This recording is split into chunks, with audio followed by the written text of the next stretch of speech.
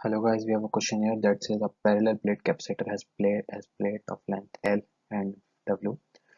The capacitor plate has length L and width W. Okay, and separation of plate is D.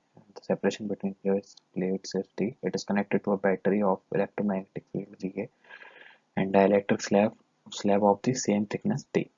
And of the dielectric constant K equals to 4 is being inserted between the plates of the capacitor. So we have to find at what length of the slab inside the plates will the energy stored in the capacitor be 2 times the initial energy stored. Okay, so the area of plate is ILW, that is length into width. Okay, so the formula for capacitance is epsilon naught area by D. Okay, we have the value of area, so we put the value of area in the formula. We get epsilon naught LW by D.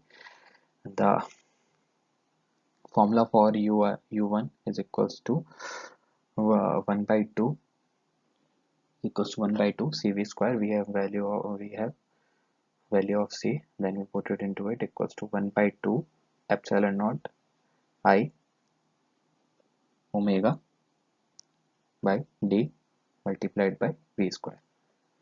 I omega LW actually LW by D, my bad, sorry, LW by D V square. So the formula for C equivalent is C1 plus C2 when X length of the slab is inside the capacitor.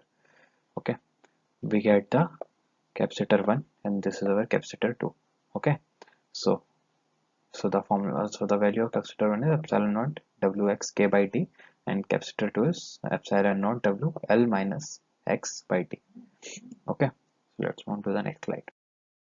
So sequence, we add both the values. Equivalent equals to epsilon naught Wx K by D plus epsilon naught W L minus X by D.